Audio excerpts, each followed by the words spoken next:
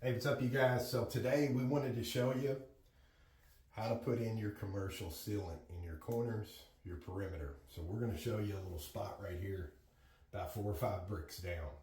And the reason we want to show you, I know it's a challenge for a lot of people. It was a challenge for me and Tom. A lot of times, this stuff is so gooey, it wants to smear everywhere, and I think that's why a lot of people probably don't like using it. So we want to show you because, anytime you have subway tile, anything with a bunch of grout lines, it becomes more of a challenge than something, like a quartz curb that's razor sharp the whole way, and every time you have these lines, it catches this and wants to smear it. So show them this corner over here. So this is already in. We've already done that side. So when we grouted, we purposely kept this as best we could out of the channel. Let me borrow it, Tom.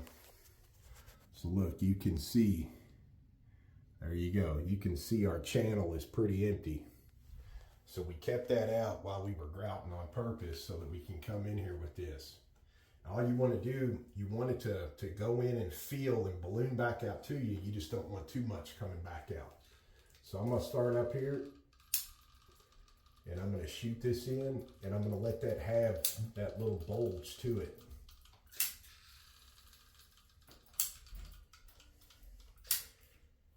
I like to stop right in a joint because as I pass by, I'm going to hit that and come out clean, and then that'll be a perfect spot to start and pick up for the rest of it. So next thing, what you want to do, we use the foaming glass cleaner. It works really well, and a little caulk tool. And what I want to show you about this, because a lot of people, I've seen popsicle sticks are no good as far as a corner with subway tile, because every time it hits that, it's going to smear that gunk this way. So the trick with this is not to put it in there and push like this and get that to bend. You're just going to smear that everywhere. Actually, what you want to do is barely touch that and glide across. The less bending in that tip, the better. So take you some of this. Make sure it's kind of foaming there for you, and shoot it really well.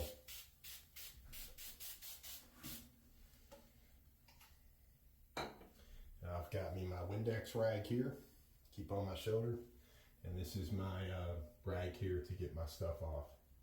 So what I want to do is take this up here very easily at the point, start pulling down, and I'm going to let that accumulate.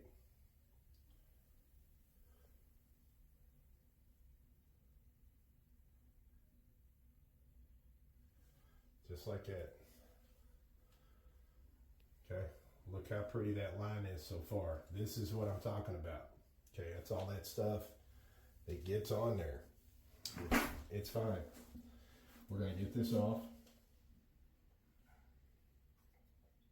I guess the best word to use is just takes a little finesse. Okay, I'm going to hit that one more time.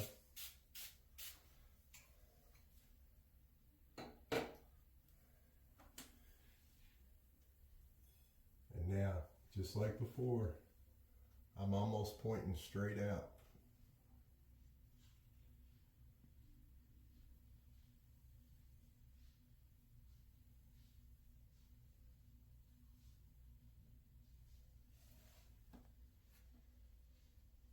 Now, as you can see, my right side is clean. It's the left side. That's because I was cocked towards this wall when I was pulling down.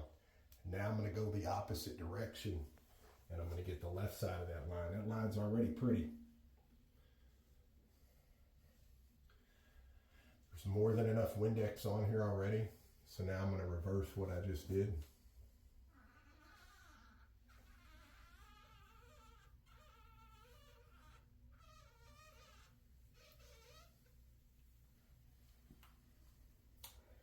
Check it out. Now you want to do, I'm going to take this is my Windex one, the one that's been wiping all that.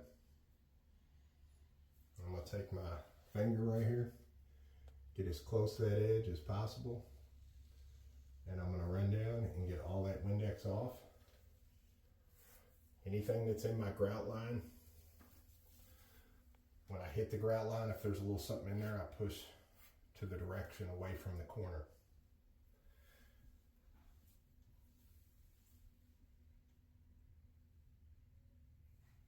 Same thing.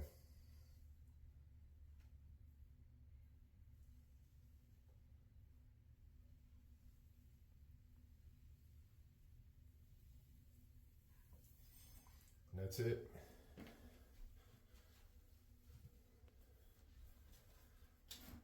That's how we go about pinstriping those corners.